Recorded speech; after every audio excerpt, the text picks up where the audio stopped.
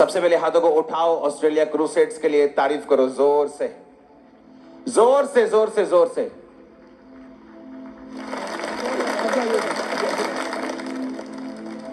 मैंने आपको मिस किया, आपने किया? एक हफ्ते से मिस करने से मिस होता है तो दूसरे हफ्ता ऐसा लगता है कि बस भाग जाओ चर्च में। हालेलुया।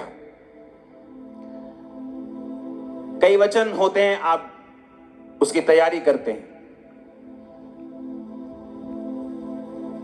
आप अपने सिचुएशंस को देखते हैं, आप लोगों को देखते हैं, उनकी केसेस को देखते हैं, आप परमेश्वर से वचन लेते हैं, आप वचन को देते हैं। कई बार कुछ वचन ऐसे होते हैं जो आपको इमीडिएटली परमेश्वर का आत्मा कहता है कि ये वचन को अभी आपको लोगों को देना है। एक प्रोफेटिक वचन के रूप में हो सकता है, बाइबल के वचन के रूप में हो सकता है, वो भी एक तरह का प्रोफेटिक वर्ड ही है। लेकिन कुछ खास तरह के वचन होते हैं, कई बार परमेश्वर उन वचनों को स्पेसिफिकली बोलता है कि इस संडे तुमने ये वचन लोगों को देना है।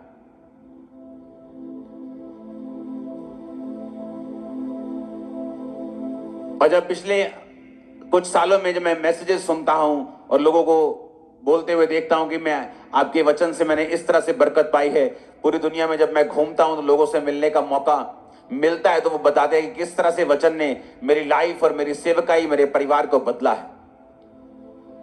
और आज जब इस मीटिंग के लिए मैं आ रहा था, आज नहीं कुछ दिन पहले की ये बात है कि आज की इस मीटिंग में मुझे कौन सा वचन देना ये परमेश्वर ने कहा। बहुत से लोग परमेश्वर ने कहा विश्वासी हैं और मेरे साथ अच्छी तरह से चल रहे हैं, लेकिन उनकी जिंदगी में वो विक्ट्री, वो जीत नहीं है, वो शैतान के ऊपर फतेह नहीं है। और उसका कारण परमेश्वर ने मुझे बताया। उसके दो कारण हैं। आज हम दोनों कारणों के ऊपर डिस्कस करेंगे। और आपको ये मालूम होना चाहिए, आज मार्च का महीना स्टार्ट हो चुका है, कुछ ही 2 हफ्तों में ईस्टर का महीना है और आत्मिक गर्मी बढ़ेगी। जिस तरह शारीरिक गर्मी बढ़ रही है, तो आपको इन दिनों में फास्टिंग के साथ, रोजों के साथ तैयार रहना है। आपको ये वेट नहीं करने कि मैं रोजे रखूं तो आप रोजे रखें। मैंने इस साल के शुरुआत में एक्स्ट्रा रोजे रख के ये साल की शुरुआत की थी जनवरी मंथ में, लेकिन मैंने आपको वो रखने के लिए नहीं बोला, क्योंकि मैं ट्रेडिशनल रोजों के ऊपर बिलीव नहीं करता हूं। मैं बिलीव करता हूं जब पवित्र आत्मा आपको किसी खास मकसद के लिए अगुवाई करता है तब तक आप वो रोजे रखते हैं।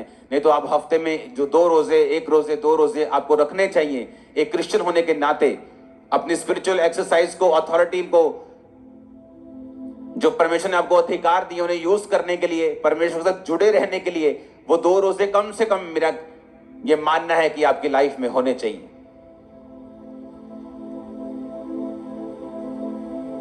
पहला शमूएल 17 उसकी 1 से 11 आयत को मैं पढ़ूंगा और उसके बाद मैं वो वचन डिस्कस करूंगा जो परमेश्वर ने मुझे आपको बताने के लिए आज बोला है, खास आप लोगों को। अब पलिश्तियों ने युद्ध के लिए अपनी सेनाओं को इकट्ठा किया और यहूदा देश के सोको में एक साथ होकर सोको और अजेका के बीच अपेस दमीम में डेरे डाले। और शाऊल और इजरायली पुरुषों ने भी इकट्ठे होकर एला नामक तराई में डेरे डाले और युद्ध के लिए पलिश्तियों के विरुद्ध पांति बांधी, यानी लाइन लगाई। पलिश्ती तो एक और पहाड़ पर और इजरायली दूसरी ओर पहाड़ पर खड़े रहे और दोनों के बीच एक तराई थी। तब पलिश्तियों की छावनी में से गोलियत नामक एक वीर निकला जो गत नगर का था। उसकी लंबाई 6 हाथ 1 बित्ता थी। 6 हाथ का मतलब होता है 10 फीट के करीब। अगर आज आप बड़े बड़े जो शूरवीर आप देखते हैं आज के जमाने के, वो खली हो, वो कोई भी हो, 7 फुट 1 इंच किसी की हाइट है, 7 फुट 2 इंच किसी की हाइट है। लेकिन आप इमेजिन कर सकते हो ये बंदा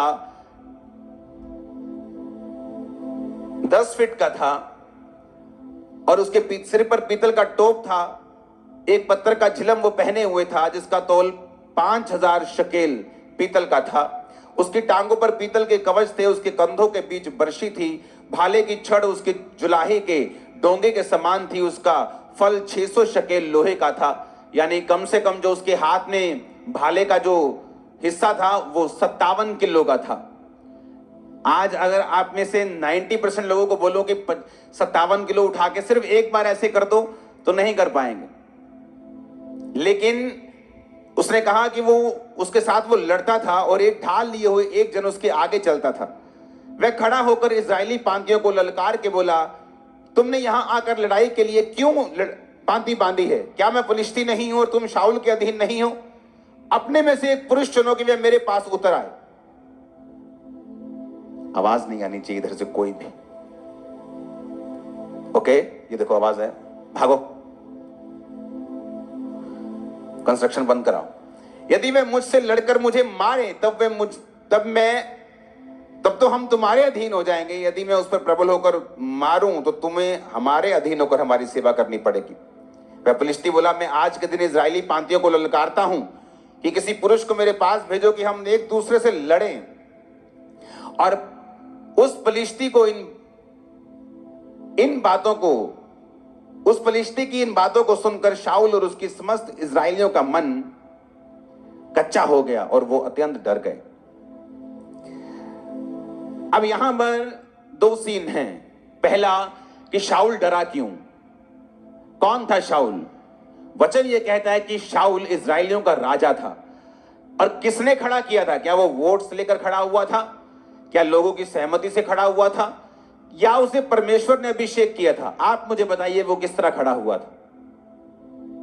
परमेश्वर ने उसे क्या किया था और किसके द्वारा किया था? शमूएल नबी के द्वारा परमेश्वर ने उसका अभिषेक किया। और वचन कहता है कि जब वो परमेश्वर के साथ जुड़ा रहा, जब तक उसने बड़े बड़े राजाओं को मारा और उसने बड़े बड़े राजाओं को जमीन पर ला दिया, क्योंकि परमेश्वर का अभिषेक जो था उस पर था और परमेश्वर का आत्मा उसके साथ था। ऐसी एक भी लड़ाई नहीं थी जिसे शाऊल हारा हो, और शाऊल एक भी लड़ाई में शर्मिंदा नहीं हुआ था। लेकिन अब यह क्या हो गया कि एक वीर आके निकलता है और बाइबल कहती है कि इजरायली सारे लोग कांपने लगते हैं और शाऊल राजा भी कांपने लगता है। ऐसा क्या हुआ कि यह कांपने लगा? क्योंकि वचन कहता है कि परमेश्वर के वचन पर चलते चलते शाऊल परमेश्वर के वचन से हटा। उसने परमेश्वर की आज्ञाओं को मानना छोड़ दिया, अधूरी अधूरी आज्ञाओं को मानने लगा, अपने फायदे की आज्ञाओं को मानने लगा, परमेश्वर के साथ अपने संबंधों को तोड़ दिया। और इसीलिए बात गोलियत की नहीं थी। बात यह नहीं थी कि एक 10 फुट का बंदा 50-60 किलो की जुलाहे की डोंगी भाला बर्छा लेके उसके सामने खड़ा है और बड़ा लंबा और चौड़ा है और सैकड़ों किलो का है। बात यह नहीं थी। शाऊल ने पहले भी उसके जैसे बड़े लोगों को मारा था, बड़े राजाओं की उसने सिट्टी बिट्टी गुम की होगी, लेकिन अब ऐसा क्या हो गया कि अब वो उस गोले से डर रहा है। बात यह है, जब एक इंसान परमेश्वर से हट जाता है, जब एक इंसान परमेश्वर की आज्ञाओं में बना नहीं रहता है, वो पाप करता है, मूर्ति पूजा करे या वो व्यभिचारों में जाए, किसी पाप में जाए, परमेश्वर से हट जाए, प्रार्थना खत्म कर दे अपनी लाइफ की, तो वचन ये कहता है कि जो अथॉरिटी होती है, एक अथॉरिटी होती है शरीर की। आपको किसी गांव का सरपंच बना दिया, आपके पास अथॉरिटी है, आप उस अधिकार से काम कर सकते हैं। लेकिन वचन कहता है कि हमारा जो राज्य है वो तो आत्मिक है। एक अथॉरिटी होती है आत्मिक। जब एक व्यक्ति परमेश्वर के वचन पे चलता रहता है तो वो क्या नोटिस करता है कि उसकी जिंदगी में एक अजीब सी दलेरी है जो उसके अंदर रहती है। वो किसी मनुष्य से नहीं डरता, वो किसी चीज से नहीं डर लगता उसको। ये बात नहीं कि बिल्कुल डर लगता ही नहीं, वो फियरलेस है। बाइबल कहती दाऊद भी डरता था। और वचन कहता है, जब आप भजन संहिता 46 पढ़ते हैं, उसने कहा मैं नहीं डरूंगा क्योंकि यहोवा मेरे संग है। डर उसके मन में था, लेकिन वचन कहता है कि वो अंगीकार ये करता था कि मैं नहीं डरूंगा क्योंकि यहोवा मेरे संग है। अब आपको ये बात पहले समझने की जरूरत है जिस टॉपिक पे हम हैं। अब शाऊल जो था, वचन ये कहता है कि उसकी आत्मिक अथॉरिटी को वो पाप और अनाज्ञाकारिता के कारण खत्म कर चुका था।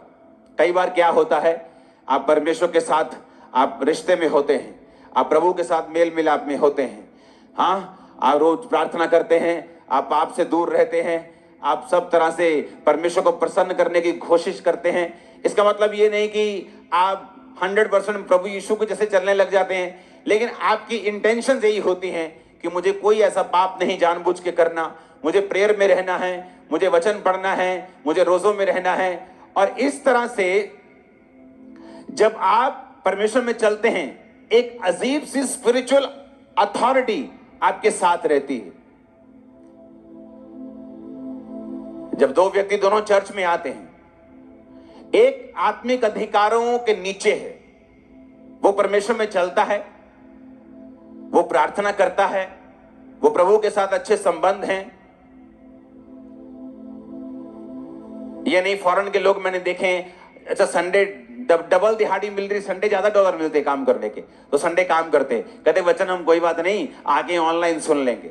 वो पैसा नहीं इकट्ठा कर रहे, वो श्राप इकट्ठा कर रहे हैं कि संडे डबल दिहाड़ी मिलती है, संडे टैक्सी का काम अच्छा चलता है, तो संडे प्रभु को छोड़ दो, कोई बात नहीं ऑनलाइन सुन लेंगे परमेश्वर क्या कहते हैं। सिर्फ ऑनलाइन सुनने से सब कुछ नहीं होगा।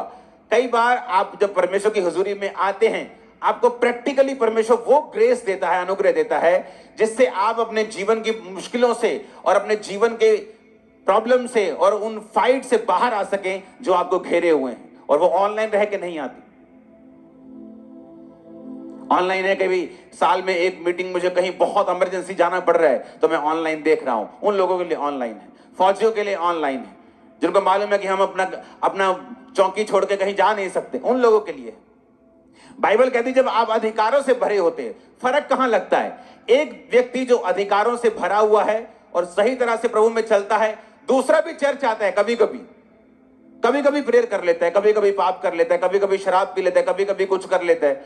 दोनों चर्च आ रहे हैं, दोनों में कोई फर्क नहीं। वो भी हालेलुया बोलता है, वो भी आमीन बोलता है, वो भी घोषणा करता है, वो भी विश्वास करता है यीशु प्रभु है। लेकिन फर्क तब होता है जब दोनों की जिंदगियों में उनको मुसीबतों का सामना करना पड़ता है, जब दोनों की लाइफ में कोई बीमारी आती है या कोई ट्रबल आता है या कोई मुश्किल आती, जो अधिकारों से भरा हुआ होता है, और जब वो अपने अधिकारों से मालूम होता है कि नहीं मैं इस चीज के लिए नहीं बना हूं, और वो अधिकारों से उन चीजों को डांटना शुरू करता है और वो चीजें गायब होती हैं। जब दूसरा सेम अधिकारों के साथ, सेम वर्ड्स के साथ प्रार्थना करना शुरू करता है, उसे अंदर से मालूम होता है कि मेरी प्रेयर का असर जो है वो नहीं है, मेरी प्रेयर में पावर जो है वो नहीं है, और वो प्रेयर शैतान के ऊपर इफेक्ट नहीं कर रही, और वो प्रॉब्लम के ऊपर, वो बीमारी के ऊपर जाके उसको खत्म नहीं कर रही, वो सिर्फ वर्ड्स हैं जो मैं बोल रहा हूं। कितनों को मेरी बात समझ आ रही? जीसस क्राइस्ट, बाइबल कहती है कि एक जगह यीशु मसीह ने वचन सुनाया और यीशु मसीह ने चेलों को कहा कि अब तुम ऐसा करो, तुम चले जाओ, और चेलों को भेज दिया जबरदस्ती लिखा बाइबल, लोगों को भेज दिया, चेलों को भेज दिया। यीशु मसीह अकेले पहाड़ पर प्रार्थना करने के लिए चले गए। जब नीचे आए तो परमेश्वर ने क्या देखा कि परमेश्वर को नाव के उस नदी के उस पार जाना था और नाव कोई नहीं थी, और बाइबल कहती परमेश्वर पानी पे चले गए चलते हुए। ये क्या था? ये एक स्पिरिचुअल एक्सरसाइज, अथॉरिटी थी जो परमेश्वर ने उसको एक्सरसाइज किया। परमेश्वर जानते थे कोई भी चीज मुझे परमेश्वर के काम करने से रोक नहीं सकती। अगर नाव नहीं है तो मैं नाव का इंतजार नहीं करूंगा, अगर मुझे जाना है प्रीच करने के लिए तो मैं पैदल चल के जाऊंगा। ये क्या था? ये अधिकार था। कैसे आया? परमेश्वर यहोवा के साथ लगातार उसको प्रेम करके, उसके साथ चल के। ये एक दिन का जादू टोना या टोटका नहीं था कि परमेश्वर ने वचन बोले होंगे कि परमेश्वर में मैं सब कुछ कर सकता हूं और वो पानी में चलना शुरू कर दिया होगा, ऐसा नहीं। कितने इन बातों को समझ रहे हैं? वो अधिकार कैसे आपकी लाइफ के अंदर आते हैं? वो अधिकार तब आते हैं जब आप परमेश्वर के साथ चल लेते हैं। अब मैं वही बात कर रहा हूं, जब दाऊद ने इसको देखा, पहला शमूएल 17 उसकी 22 से 27 में लिखा है कि दाऊद वहां पहुंचा। कैसे पहुंचा? सबसे छोटा था, यिशै का बेटा। यिशै के 3 बड़े बेटे दाऊद उसकी शाऊल की सेना में थे, तो शाऊल की सेना में काम कर रहे थे। तो दाऊद के बाप ने कहा बेटा कुछ सामान ले जा खाने पीने के लिए, तो वो अपनी भेड़ बकरियों को छोड़कर सामग्री लेके, बाइबल कहती है उनको मिलने के लिए चला। और जब वहां पहुंचा तो वहां पे जो गोलियत था वो ललकार रहा था फिर से, और अपने देवताओं का नाम ले लेकर श्रापित कर रहा था। अरे तुम ईसाइयों हो, तुम किसी काम के नहीं हो, और डरपोको, गालियां निकाल रहा था उनको। और जब दाऊद ने देखा तो बाइबल कहती दाऊद अपनी सामग्री सामान के रखवाले के हाथ में छोड़कर रणभूमि को दौड़ा और अपने भाइयों के पास जाकर उसका कुशल क्षेम पूछा। वह उनसे बातें कर ही रहा था, फलिश्तियों की पांतियों में से वो वीर यानी गोलियत फिर से चढ़ आया और पहले के समान बातें करने लगा, और दाऊद ने उन्हें सुना। उस पुरुष को देखकर सब इजरायली अत्यंत भय खाकर उसके सामने से भागे। फिर इजरायली पुरुष कहने लगे, क्या तुमने उस पुरुष को देखा है जो चढ़ा आ रहा है? निश्चय वह इजरायलियों को ललकारने को चढ़ा आता है, और जो कोई उसे मारेगा राजा उसे धन देगा, अपनी बेटी का विवाह उससे कर देगा, उसके घराने को इजराइल में कर रहित यानी स्वतंत्र मतलब कि टैक्स फ्री कर देगा। उसे कोई इनकम टैक्स नहीं देना है, कोई सेल टैक्स नहीं देना है। दाऊद गधा है, ये तो बड़ी जबरदस्त बात है। दाऊद ने कहा उस फलिश्ती को मार के जो इजराइलियों की नामधराई दूर करेगा उसके लिए क्या किया जाएगा। दाऊद मेक श्योर करना चाहता था कि इतनी बड़ी ब्लेसिंग है उसको मारने की, क्या सचमुच मेरे घराने को टैक्स फ्री कर दोगे? क्या राजा अपनी बेटी की शादी मुझसे कर देगा? क्या मुझे बहुत सा धन देगा? लोगों ने कहा हां, जो कोई उसको मारेगा उसके साथ यही किया जाएगा। अब दाऊद जो था वो परमेश्वर के साथ संबंधों में था, परमेश्वर के साथ सही नाते में था। इसलिए दाऊद जब गोलियत की ओर देख रहा था उसे गुस्सा आ रहा था। कहता ये खतना रही तो फलिश्ती, ये एक ऐसा इंसान जो यहोवा को नहीं मानता, यहोवा की सेना को कैसे ललकार सकता है? वो दाऊद की अणख कैसे जाग रही थी? क्योंकि वचन कहता है दाऊद का संबंध परमेश्वर के साथ था। इसलिए दाऊद के अंदर जो अधिकार था वो जाग रहा था और वो ललकार मार रहा था। पंजाबी के अंदर छाला मार रहा से अंदर कि ऐसा किमें हो सकता है कि ये बंदा परमेश्वर की सेना नु ललकारे और असि चुप करके बैठे रहिए।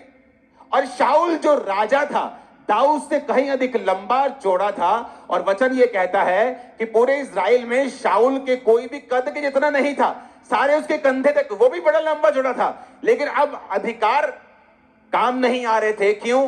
क्योंकि अंदर से वो करप्ट हो चुका था और परमेश्वर के साथ रिश्तों को खो चुका था। इसलिए जो स्पिरिचुअल ऑडेसिटी जिसे बोलते हैं, एक स्पिरिचुअल ताकत, दलेरी जो आदमी के अंदर होती है, जब उसकी लाइफ में शैतान अटैक करता है या बीमारी अटैक करती, उसे मालूम है परमेश्वर के साथ है, वो बोलता है ए बीमारी भाग जा यीशु के नाम। वो प्रेयर में डांटता है, मास प्रेयर में डांटता है, और उसे मालूम है बीमारी को झुकना पड़ेगा क्योंकि मेरा संबंध परमेश्वर के साथ है।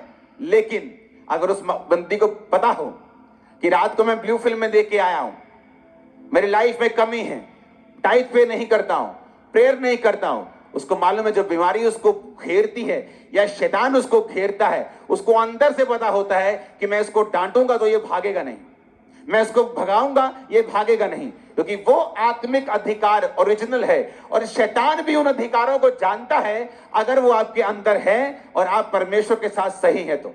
इसलिए बाइबल कहती है सिकोवा के 7 पुत्र जादू टोना करने की तरह यीशु का नाम लेकर भी दुष्ट आत्मा पर फूंकते थे। जिस तरह पौलुस निकालता है यीशु के नाम में, हम भी तुझे यीशु के नाम में जाने का हुक्म देते हैं।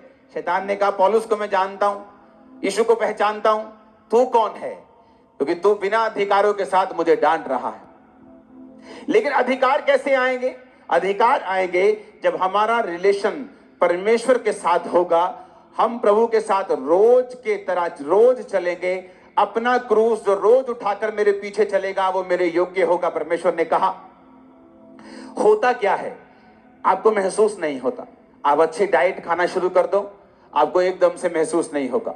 आप एक अच्छे देश में चले जाओ जहां का पोल्यूशन बहुत कम हो, एकदम से आपको फील नहीं होगा। लेकिन जैसे जैसे आप समय बिताते जाएंगे आपको महसूस होना शुरू हो जाएगा। आपके बाल अच्छे हो रहे हैं, आपकी स्किन अच्छी हो रही है, आपकी बॉडी अच्छी। आपको बाद में मालूम होगा कि ये पोल्यूशन फ्री देश है, यहाँ पोल्यूशन कम है और आपकी बॉडी अच्छा रिस्पॉन्स कर रही है। धीरे धीरे आपको मालूम होना शुरू होता है, एकदम से नहीं। आत्मिक अधिकार भी उसी तरह से। जब आप प्रभु के साथ चलना शुरू करते हैं, प्रेयर शुरू करते हैं, आप संडे प्रभु के घर में हैं, कुछ भी हो जाए, कोई लालच हो, दुगना पैसा दे, चुगना पैसा दे, कोई डराए, कोई धमकाए, कोई आपका रिश्तेदार शादी रख ले, लेकिन आप संडे चर्च में हैं, ये आपके अंदर अथॉरिटी को इकट्ठा करता रहता है। ग्रेस इकट्ठी होती रहती है, और जब समय आता है मुश्किल का, ये काम आती है। कितने मेरी बात को समझ रहे हैं? हाथ उठा के हालेलुया बोलो। कितने इन बातों को समझ रहे हैं?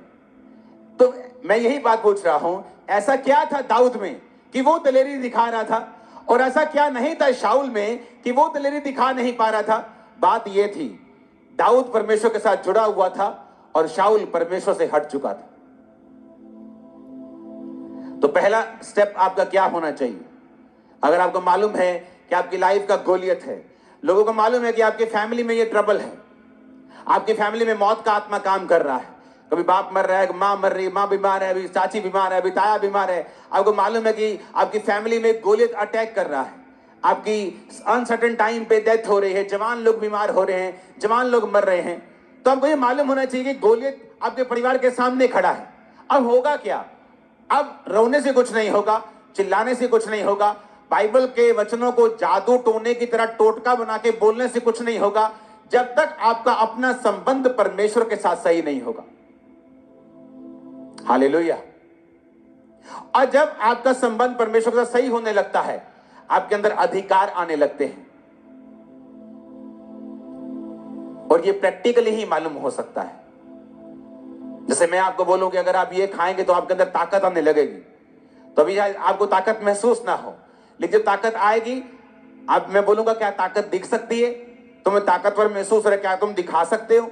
आप बोलोगे मैं दिखा नहीं सकता, लेकिन मैं महसूस कर रहा हूं कि मैं ताकतवर हूं। आत्मिक चीजें भी ऐसी हैं, आज मैं आपको दिखा नहीं सकता कि वो आत्मिक वो दलेरी क्या है। एक बीमारी के सामने जब आप खड़े होते हैं, वो दलेरी कैसे फील होती है, मैं आपको बता नहीं सकता, लेकिन आप अगर इन्हीं चीजों को फॉलो करेंगे, आप भी महसूस कर सकते हैं उस ताकत को, उस अथॉरिटी को, उस दलेरी को जो आत्मिक रूप से परमेश्वर आपको देता है जब आप परमेश्वर के साथ चलने लगते हैं।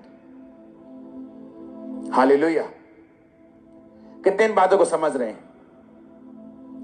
अब बाइबल कहती है, दाऊद ने शाऊल से कहा, किसी मनुष्य का मन कच्चा ना हो, तेरा दास जाकर उस फिलिस्ती से लड़ेगा। शाऊल ने दाऊद से कहा, तू जाकर उस फिलिस्ती के विरुद्ध युद्ध नहीं कर सकता, क्योंकि तू लड़का है और वो लड़कपन से योद्धा है। शाऊल ने कहा, तो वो भी बच्चा है और वो अपने बचपन से युद्ध कर रहा है, तुम्हें जमीन आसमान का फर्क है। दाऊद ने शाऊल से कहा, तेरा दास अपने पिता की भेड़ बकरी जब चराता था और कोई शेर या भालू झुंड में से मेमना उठा ले जाता था, तब मैं उसका पीछा करके उसकी मारता और मेमने को उसके मुंह से छुड़ा लेता, और जब वह मुझ पर हमला करता तब मैं उसके बालों को पकड़कर उसे मार डालता था। तेरे दास ने सिंह और बालू दोनों को मारा है और ये खतना रहित पलिश्ती उनके समान हो जाएगा। अब आ गया दूसरा टाइम। पहला क्या? पहला, गोलियत क्यों नहीं मरता, लाइफ की मुश्किलें क्यों नहीं जाती।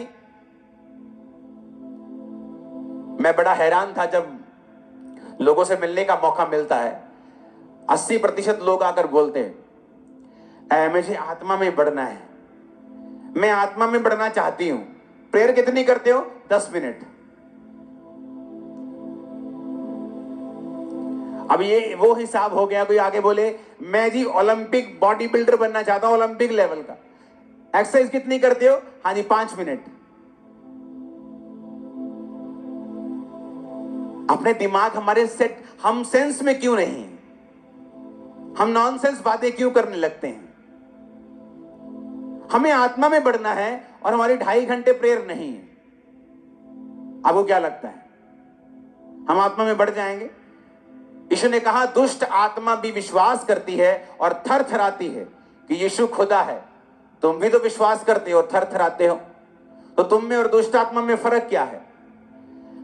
तुम में और दुष्ट आत्मा में यही फर्क है कि दुष्ट आत्मा कर्म नहीं करती, तुम भी कर्म नहीं करते।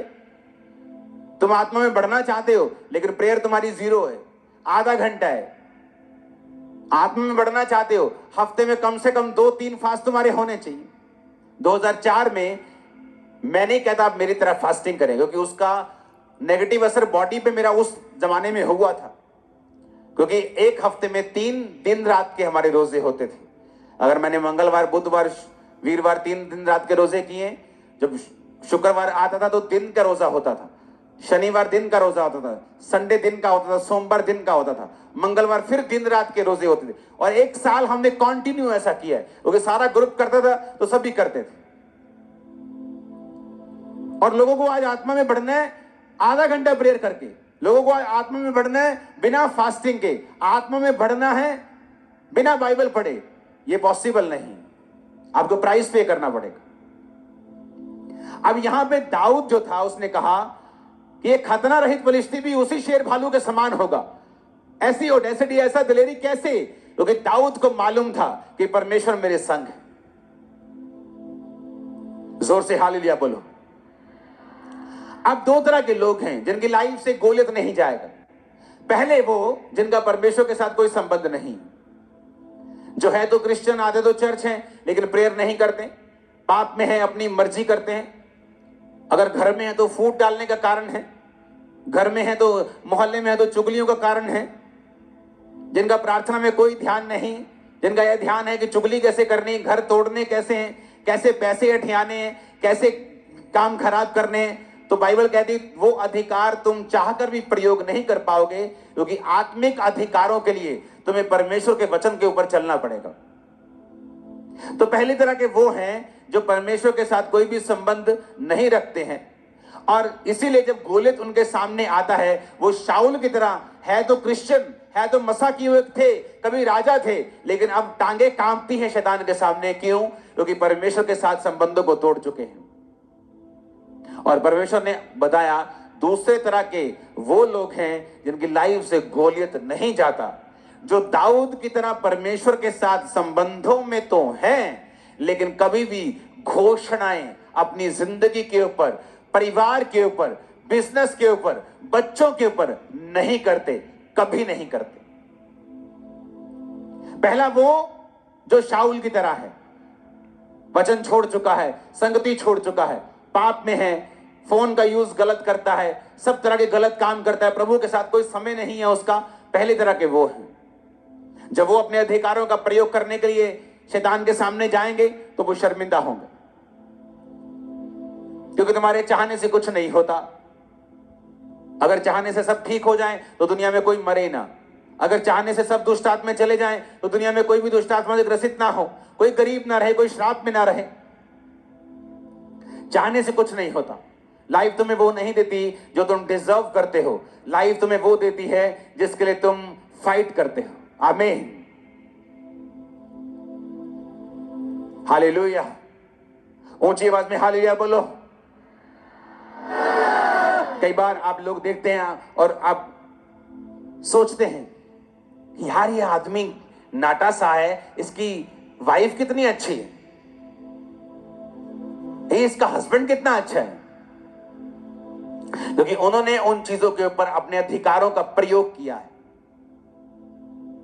कब्जा किया है, श्रापों को डांटा है, प्रेयर की है, प्रभु से इंटरवेंशन मांगी है, प्रभु से मध्यस्थता मांगे कि परमेश्वर तू दखल दे हमारे जीवनों में। इसलिए कहा जाता है कि आप वो नहीं पाते जो आप डिजर्व करते हैं। कितनी ऐसे लेडीज होंगी, बहनें होंगी जो सुंदर हैं, गुड कैरेक्टर की हैं, लेकिन मैरिड लाइफ में कभी सेटल नहीं होती। क्या वो डिजर्विंग नहीं है? उनसे कम पढ़ी लिखी, कम सुंदर, अच्छे हस्बैंड को पाके बैठी, क्योंकि लाइफ आपको वो नहीं देती जो आप डिजर्व करते हैं। लाइफ आपको वो देती है जिसके लिए आप लड़ते हैं, फाइट करते हैं। आज आपके घुटनों में ताकत आएगी लड़ने की, यीशु मसीह के नाम में। मैंने कहा आपके गलों में ताकत आएगी आत्मिक यीशु के नाम में। आमीन होना चाहिए।